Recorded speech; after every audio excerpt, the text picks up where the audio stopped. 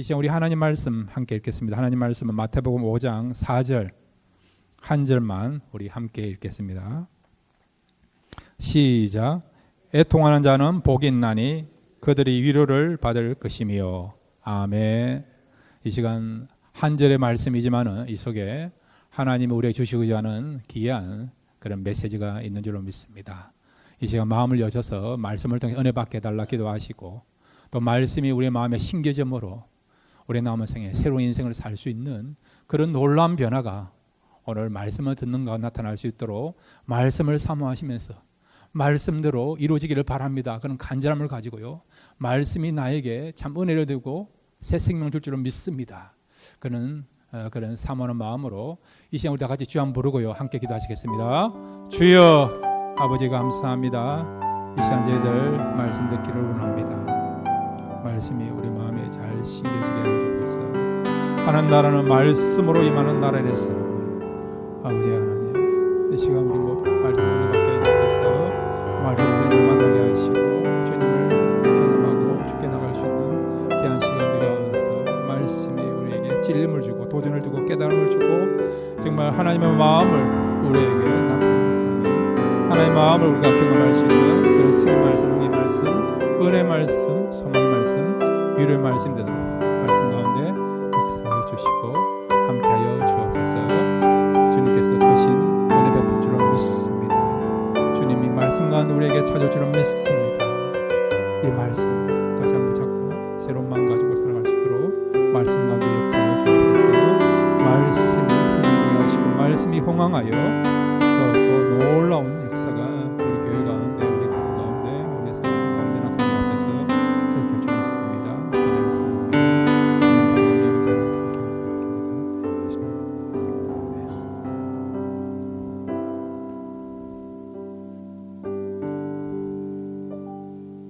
하나님, 우리에게 말씀 주신 것을 감사드립니다. 말씀이 힘이 되고 능력이 되게 하신 것을 감사드립니다. 말씀을 통해서 우리가 구원받게 하여 주시고 말씀을 통해서 하나님을 알아가게 하신 것 감사합니다.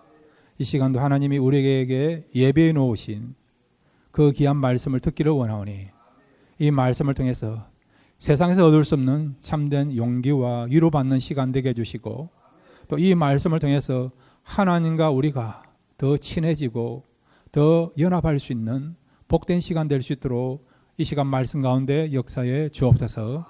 예수님의 이름으로 기도드렸습니다. 아멘. 말씀은 힘이 있습니다. 이 말씀이 여러분에게 큰 힘이 되기를 바랍니다. 오늘 말씀은요, 눈물에 관한 거예요. 눈물. 애통하는 자가 복이 있다 했습니다. 눈물에 관한 말씀을 함께 나누기를 원합니다. 오늘 주님께서 산상보훈 가운데 팔복에 해당되는 말씀을 이 마태복음 5장에서 말씀하고 있고, 그 말씀을 우리가 살펴보기를 원하는데, 팔복 가운데 두 번째 복이 무엇입니까? 애통하는 자는 복이 있나니. 이 두 번째 복에 대해서 살펴보기를 원합니다. 이 애통이란 말은 헬라 말로 펜데오라는 단어예요. 펜데오. 그 의미 자체는 슬픔, 고통, 그런 뜻을 갖고 있습니다.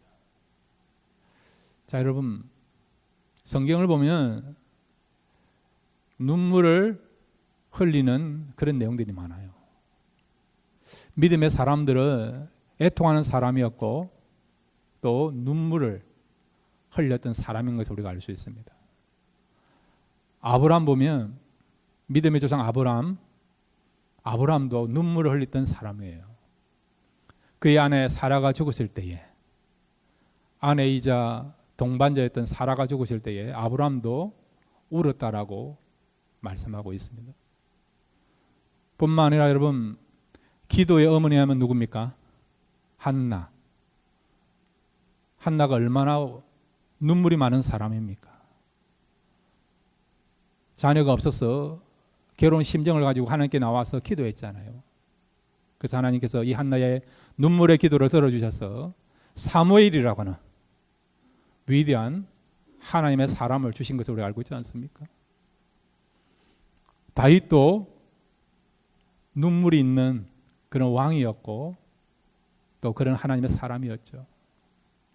또한 여러분, 눈물하면 빼놓을 수 없는 장본인이 있죠. 누굽니까? 예레미야. 예레미야의 여러분 별명이 뭡니까? 눈물의 선지자, 눈물의 선지자. 그만큼 눈물이 많았던 그런 선지자가 예레미야였죠. 또 왕 가운데 눈물로 기도한 왕이 있죠. 누굽니까? 히스기야. 히스기야. 그 당시 세계 최대 강대국이 아수르가 쳐들어왔고 히스기야에게는 그런 죽을 병에 이르는, 요즘 같으면 악성 종양에 해당되는 그런 질병을 가진 사람이 히스기야였죠. 그래서 적으로부터 유다 나라를 구원해 달라고 하나님께 눈물로 기도하였고 자신의 있는 이 질병을 제거해 달라고 눈물로 기도했던 선지자이면서 또한 왕이었던 사람이 히스기야 아닙니까? 바울은 어떻습니까? 바울은 여러분 눈물의 그런 어떤 사도였고 눈물의 그런 목회자였던 사람이 사도 바울 아닙니까? 그리고 우리 주님은 어떻습니까? 우리 주님은 그 영혼들을 바라볼 때에 통분히 여기시면서 기도하신 주님인 것을 알고 있지 않습니까? 이렇게 여러분 아브라함부터 시작해서 믿음의 조상들이 눈물을 가졌고 눈물을 흘렸다고 한다면 저와 여러분도 이런 믿음의 조상을 본받아서 눈물의 성도가 되고 눈물의 목회자가 되고 눈물이 있는 그런 하나님의 사람들 되기를 바랍니다. 자, 그러면 여러분 우리가 어떤 눈물을 가지고 흘려야 될까요? 사실 인생은요 태어날 때 울면서 세상을 태어나지 않습니까? 응애하면서 울면서 세상을 태어나지 않습니까? 그리고 살다가 죽을 때도 어떻게 합니까? 눈물로도 세상을 마감하지 않습니까? 세상을 태어날 때 사람들이 뭐 어떻게 합니까? 눈물 흘리지 않습니까? 그 죽음에 대한 이별에 대한 슬픔 때문에 떠나간 고인에 대한 그런 아쉬움을 가지고 눈물을 흘리지 않습니까? 그래서 인생은 태어날 때도 울면서 시작하고 떠날 때도 울면서 시작하는 것이 인생살이라 할 수 있죠. 그런데 우리가 살아가는 가운데 눈물을 흘리는 일들이 많은데 특별히 몇 가지 인생들이 우리가 흘리는 눈물들이 있어요. 첫 번째 눈물은 어떤 눈물이냐니까 자연적인 눈물, 자연적인 눈물. 그냥 밖에 나가 바람만 불어도 눈물이 나지 않습니까? 어떤 경우는 전혀 슬프지 아니하는데 하품이 나오면 눈물이 나오지 않습니까? 이거는 자연적인 현상이에요, 여러분. 두 번째는 여러분 안타깝지만은 거짓된 눈물이에요. 거짓된 눈물. 이 거짓된 눈물을 우리가 무슨 눈물이라 하죠? 악의 눈물. 악의 눈물. 악의 눈물이 있지 않습니까? 이 악의 눈물이라는 이 내용이 알려진 것은 영국의 여러분 유명한 저자였던 셰익스피어를 통해서 알려진 거예요. 셰익스피어 작품 가운데 햄릿이나 오델로 이런 작품 가운데 악의 눈물이라는 내용이 나와요. 여러분.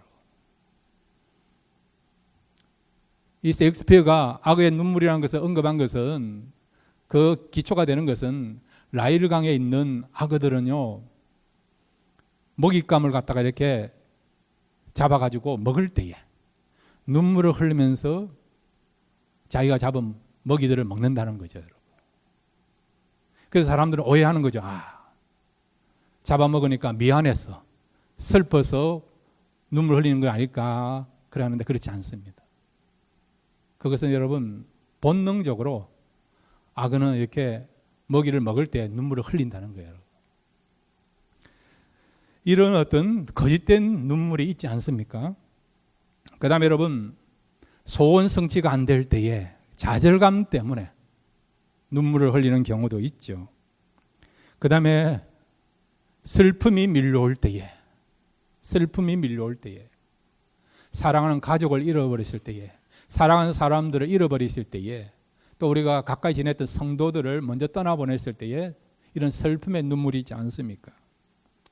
그 다음에 여러분, 다섯 번째로 아플 때에, 고통이나 통증이 있을 때에 저절로 우리가 흐르는 눈물이 있지 않습니까?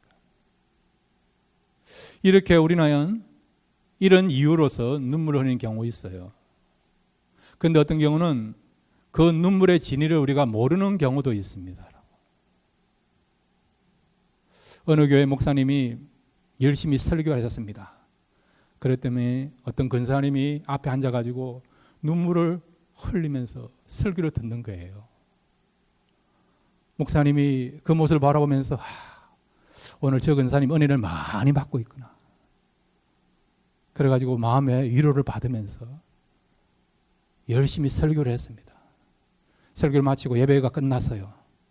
목사님 나가서 이제 나오시는 분, 성도님들 한 분 손을 잡고 악수하면서 인사를 나누지 않습니까? 예배 시간에 눈물을 많이 흘렸던 권사님의 손을 만지면서 권사님 오늘 은혜를 많이 받으신 것 같죠? 그렇게 열심히 눈물을 흘리니까 하나님께서 권사님의 마음을 위로해 주신 것 같습니다. 그렇게 목사님이 말씀한 거예요. 그랬더니 이 권사님이 뭐라고 이야기했는지 아십니까? 목사님 아닙니다.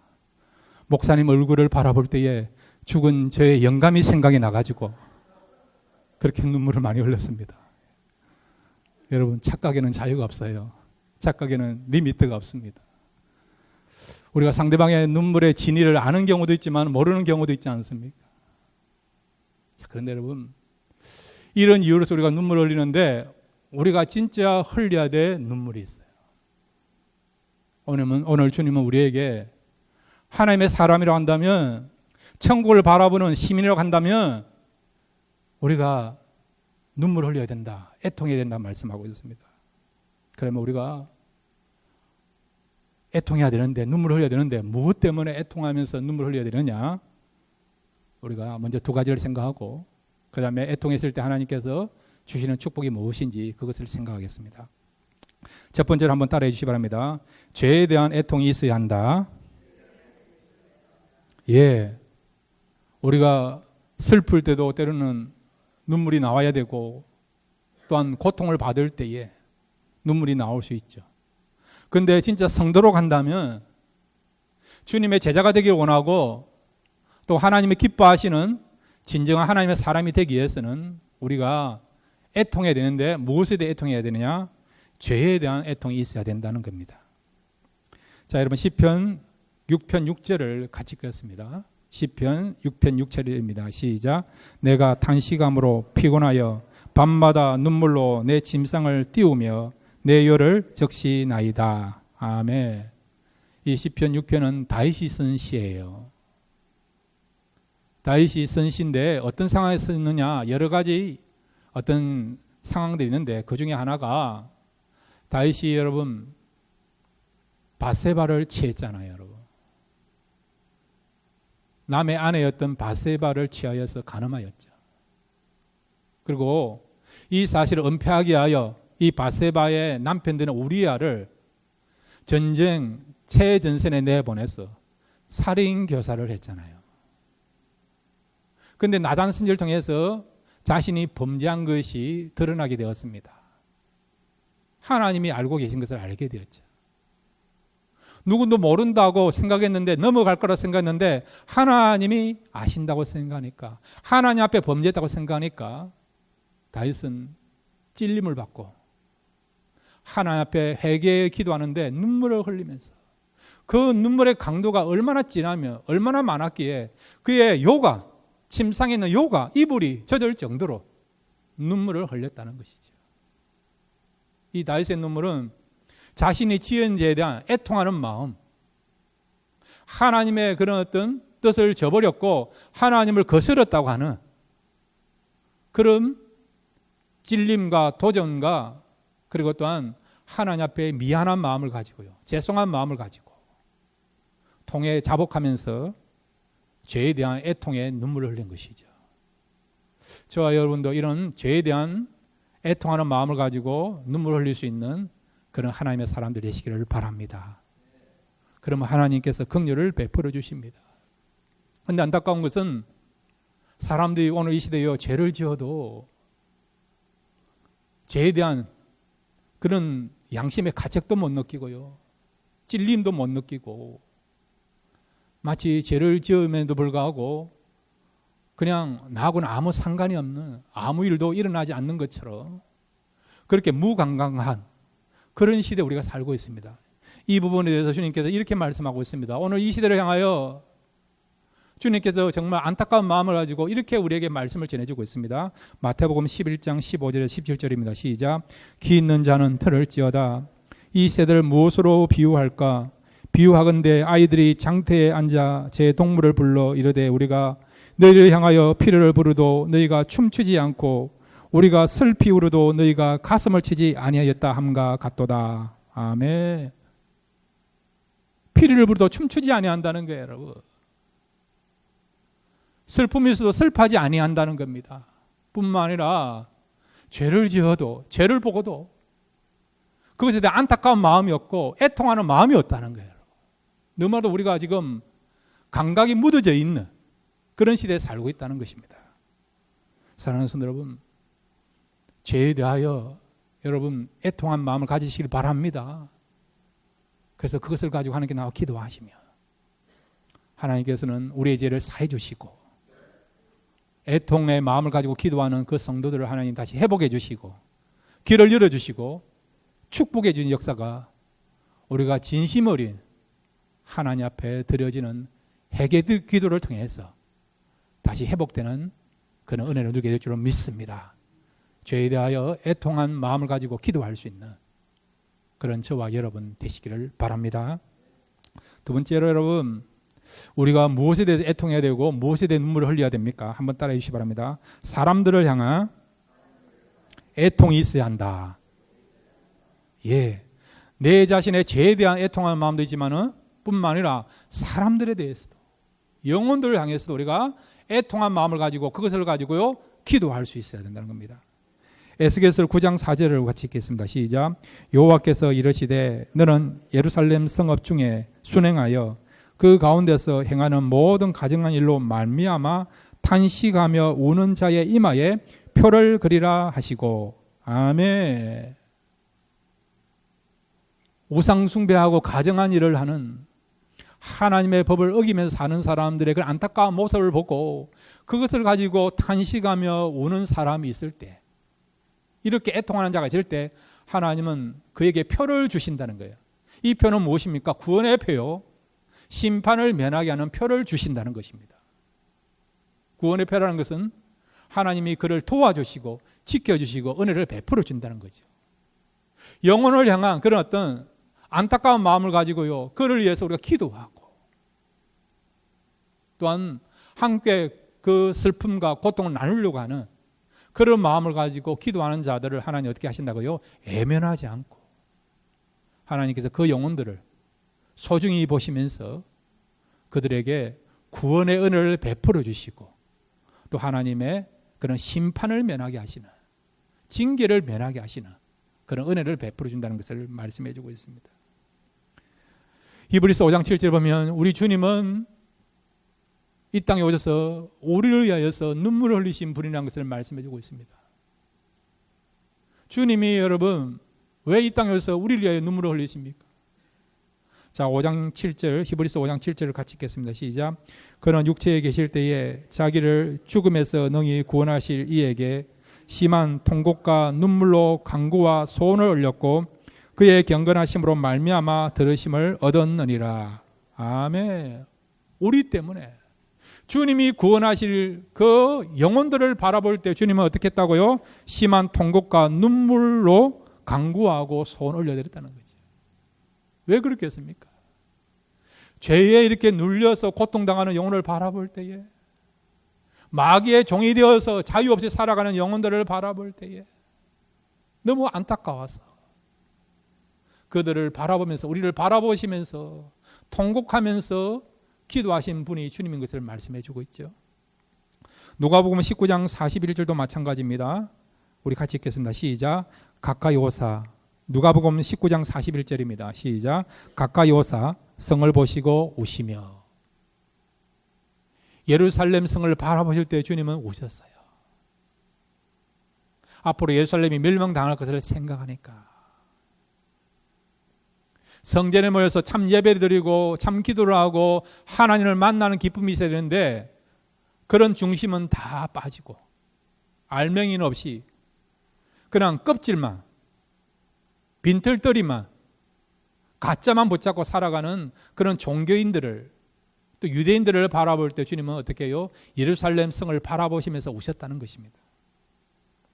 그 다음에 여러분, 요한복음 11장 38절을 같이 읽겠습니다. 시작. 이에 예수께서 다시 속으로 비통히 여기시며 무덤에 가시니 무덤이 구리라 돌로 막았거늘. 아멘. 나사렛 무덤 앞에서 주님이 우셨습니다. 비통히 여기시면서 우셨습니다. 왜 주님 나사렛 무덤 앞에서 우셨습니까? 애통해 하셨습니까? 조금 있으면 나사렛 살아나지 않습니까? 죽은 걸로 끝나면 더 이상 사랑하는 친구를 볼 수 없으니까 그래서 주님이 오셨다, 애통하셨다 이해가 되죠. 그런데 조금 있으면 나사로가 죽은 지 나흘 만에 무덤에서 나오지 않습니까? 살아나지 않습니까? 다시 나사로의 얼굴을 볼 수 있는 거 아니에요. 그럼에도 주님은 이 나사로의 미래를 알고 있음에도 불구하고 왜 오셨습니까? 그 이유는 뭐냐? 죄로 말미암아 고통당하는 인생, 죽을 수밖에 없는 그 인생을 바라볼 때에 주님은 안타까 여기고 우시고 애통하신 것이죠. 저와 여러분도 이런 애통의 마음을 가져야 될 줄로 믿습니다. 내 자신뿐만 아니라 우리 주변의 사람들을 바라볼 때에 아직도 죄를 죄라고 인식하지 못하고 그 죄로 말미암아 사망에 이르는 것도 모르고 감각 없이 여전히 죄 가운데 인생을 바라볼 때에 안타까운 마음을 가지고 그것을 가지고 우리가 애통하며 기도할 수 있기를 바랍니다. 또한 아직도 구원받지 못한 그런 가족원들이나 주변 사람들이 생각할 때 여러분, 하나님 속히 구원받게 해달라고. 세상의 물질과 명예와 권력, 인기가 무슨 소용이 있습니까? 구원 못 받으면 그것은 아무 쓰잘데기도 없는 것인데, 그런데 불구하고 구원의 소중성을 알지 못하고 아직도 세상에 휩쓸려서 세상에 빠져서 사는 그런 주변에 가족원들이 있고 형제가 있다, 이웃이 있다, 친구가 있다. 그렇다고 한다면 우리는 그들을 향하여 그들이 구원받지 못한 것에 안타까움을 가지고요, 애통한 마음을 가지고 기도해야 될 줄로 믿습니다. 이 마음은 주님의 마음이요 성령이 주시는 마음인 줄로 믿습니다. 그 다음에 여러분, 갑자기 슬픔을 당한 분 있지 않습니까? 고통을 당한 분 있지 않습니까? 정치적으로나 여러 환경 때문에 억압당하거나 눌림을 당하는 사람도 있지 않습니까? 그런 분들을 바라볼 때 하나님 속히 슬픔이 끝나서 기쁨이 되게 하시고 눌린 상황에서 자유를 얻어서 다시 평강과 그리고 또한 원래 일상적인 생활로 회복되게 해달라고, 그 고통당한 자를 향하여 우리가 같은 마음을 가지고 기도해야 될 줄로 믿습니다. 이것이 바로 우리가 사람을 향한 애통, 영혼을 향한 애통인 줄로 믿습니다. 이런 애통의 마음을 가지고 함께 우리가 울어주고 그리고 같은 마음을 가지고 살아가며 기도할 수 있는 그런 저와 여러분 되시기를 바랍니다. 그 다음에 여러분, 우리가 이렇게 죄에 대하여서 애통하고 영혼들을 애통해야 될 때 하나님의 주시는 큰 축복이 있습니다. 한번 따라해 주시기 바랍니다. 참된 위로를 받게 될 것이다. 세 번째 우리 생각하기를 원한 것은 우리가 이런 애통의 마음을 가지고 살아갈 때 하나님은 우리에게 참된 위로를 주신다는 거죠. 마태복음 5장 4절을 같이 읽겠습니다. 시작. 애통하는 자는 복이 있나니 그들이 위로를 받을 것이며. 아멘. 애통하는 자, 자신의 죄 때문에 애통하면서 참회하면서 다시 하나님의 은혜를 바라보고 하나님의 구원을 삼으면서 나아가는 자를 하나님 위로한다는 거예요, 여러분. 주변에 정말 구원받지 못한 영혼, 죄에 빠져 있는 영혼들, 슬픔을 당한 영혼들, 고통을 당한 영혼들을 향하여서 우리가 같은 마음을 가지고 기도할 때 하나님은 이런 기도하는 자들을 어떻게 해요? 축복하시는데 어떤 축복 주신다고요? 큰 위로를 우리에게 허락하신다는 것입니다. 계시록 21장 4절에 보면 우리가 천국에 가실 때 하나님께서는 우리에게 큰 위로를 주십니다. 요한계시록 21장 4절입니다. 시작. 모든 눈물을 그 눈에서 닦아주시니 다시는 사망이 없고 애통하는 것이나 곡하는 것이나 아픈 것이 다 찢지 아니하리니 처음 것들이 다 지나갔음이러라. 아멘. 우리가 천국을 소망하는 이유는 어떻게 해요? 진정한 위로가 그곳에 있기 때문이라는 것입니다. 사람들은 눈물 흘리는 것을 싫어합니다. 애통한 일이 있는 것을 싫어합니다. 싫어하지만 그래도 우리가 눈물 흘리는 일이 있잖아요, 여러분. 애통을 느끼는 그런 어떤 사건들이 있고 상황들이 있지 않습니까? 원하든 원치 않은 간에 슬픔을 당할 수밖에 없고 때로는 억울함을 당할 수밖에 없고 말할 수 없는 육체적인 고통을 통해서 어려움을 겪는 경우 있지 않습니까? 근데 놀라운 것은 천국에 가면 이런 애통이 없다는 겁니다. 억울한 일도 없고 눈물 나는 일도 없고 마음 상하는 일도 없고 하나님께서 우리의 모든 것들은 눈물을 닦아주신다는 거죠. 치료하는 역사가 나타난다는 것입니다. 어디에서요? 천국에서 나타난다는 거죠. 천국에서 우리에게 주어지는 위로는 크게 두 가지를 하셨죠.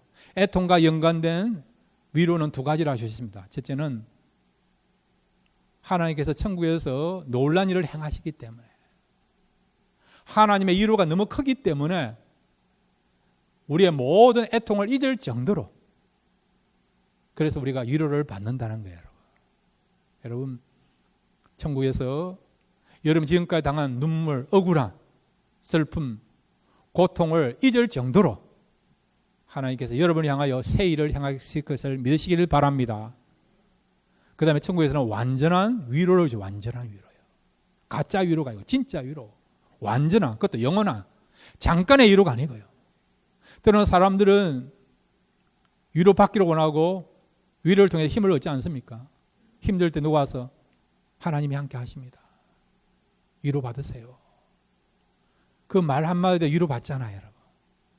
근데 지나면 또 슬픔이나 상처, 고통을 생각하면 아프지 않습니까? 눈물 나지 않습니까? 천국 그렇지 않다는 거죠.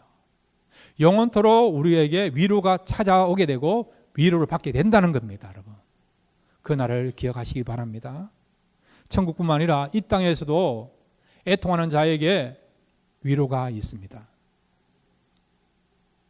이 땅에서 우리가 누리는 위로는 무엇입니까? 먼저 하나님이 우리의 마음을 만져주십니다. 애통한 그런 마음을요, 어떻게 해요? 기쁨으로, 감사로 바뀌게 하십니다. 슬픔이 밀려올 때, 눈물 날 때에, 너무 삶이 힘들어서 고통스러울 때에 눈물이 나는 그런 경우에 어떻게 해요? 하나님께 찾아오셔서 놀라지 말라. 내가 너와 함께한다. 나의 어른서로 너를 굳세게 하리라. 내가 너와 함께한다. 주님께서 말씀을 통해서 위로해 주십니다. 예배 가운데, 찬양 가운데, 기도 가운데 사람들 통해 위로해 주십니다. 환경은 바뀌지 않았지만은 말씀을 통해서 사람들을 통해서 또 기도하는 가운데 하나님께서 위로해 주심으로 애통이 변화의 기쁨이 되고 감사가 되는 일이 일어난다는 거예요, 여러분. 그 다음에 여러분 이 땅에서 주시는 위로는 뭐냐? 한번 따라해 주시기 바랍니다. 환경적으로도 위로해 주신다. 예, 말씀을 통해서 영적인 것을 통해서 애통한 마음을 우리가 위로해 주시는 마음을 시원케 하시고 자유케 하시는 그런 정신적이면서도 영적인 그런 어떤 위로도 있지만은 실제적으로 우리 눈앞에서 진정한 위로를 경험하는 환경적으로도 위로를 경험하는 일들이 일어난다는 거예요, 여러분. 누가복음 우리 7장 13절을 같이 읽겠습니다. 누가복음 7장 13절입니다. 시작. 주께서 가보를 보시고 불쌍히 여기사 울지 말라 하시고. 아멘. 난생에 살고 있는 가부가 있었어요. 이름 모르는 가부였습니다. 그런데 아들과 함께 살다가 이 아들이 이제는 청년이 돼가지고요, 어머니께 효도할 수 있는 나이가 되었습니다. 하루하루 아들을 바라보는 것이 어머니의 유일한 낙이었어요. 근데 그 아들이 그만 죽은 거예요. 얼마나 슬프겠습니까? 남편도 없지. 지금까지 아들 하나만 바라보고 애지중지하며 키웠는데 그 아들이 그만 세상을 떠난 겁니다. 얼마나 슬프겠습니까? 이것만큼 슬픈 일이 어디에 있겠습니까, 여러분? 근데 주님께서 이 과부의 슬픔을 아셔서 이 난성을 직접 찾아오지 않습니까? 직접 주님께서 신방하지 않습니까? 주님이 난성을 찾아오셔서 그 과부를 향하여 뭐라고 말씀하십니까? 울지 말라. 그렇게 말씀하시잖아요. 여러분, 초상을 당하면, 슬픔을 당한 우리 유가족들에게 사람들이 제일 많이 하는 말이 뭐죠? 울지 마세요. 울지 마세요. 그 말이잖아요. 그때 주님도 보통 사람들이 하는 말 똑같이 울지 말라 하시는 거예요, 여러분. 근데 놀라운 것은 주님이 울지 말라는 것과 사람들이 울지 말라는 것은 차원이 다른 것을 여러분 아시길 바랍니다. 주님이 울지 말라는 것은 한번 따라해 주시기 바랍니다. 내가 울지 않도록 역사를 행할 것이다. 이 사실 믿으시기 바랍니다. 사람들은 체면은 치레 때문에 그냥 말로만 울지 마세요. 괜찮으세요? 한 번 다 죽는 거 아닙니까? 좋은 날 있을 것입니다. 그렇게 말을 하지만은 주님은요, 말씀에 책임을 지시는 분이에요. 주님이 말씀하면 역사가 나타납니다. 그래서 주님은 그 과부를 향하여 울지 말라 하신 거예요. 그랬더니 어떤 일이 벌어졌습니까? 죽었던 그 청년이 살아나지 않습니까? 이것이 사람들이 말하는 울지 말라와 주님 말씀에 울지 말라의 차이점이라는 것입니다. 이렇게 주님은 말씀하는 것이 아니라 말씀을 통해서 이루어 주신 것뿐만 아니라 주님은 환경을 통해서도 울지 않도록 슬픔을 이길 수 있도록 고통을 이길 수 있도록 새로운 역사를 행하십니다. 천국뿐만 아니라 이 땅에서도 주의 말씀을 믿고 거기서 말씀을 붙잡고 기도할 때 슬픔이 변하여 기쁨이 되고 탄식이 변하여 감사가 되고 절망이 변하여 소망이 되는 하나님의 진정한 위로를 받는 그런 은혜와 역사가 여러분의 삶 속에 그리고 오늘 이 시간 나타나게 될 줄로 믿습니다. 애통하는 자는 복이 있나니 저희가 위로를 받을 것이며 하나님의 진정한 위로를 받고 새로운 마음을 가지고 살아가시는 저와 여러분 되시기를 주님의 이름으로 축원드립니다.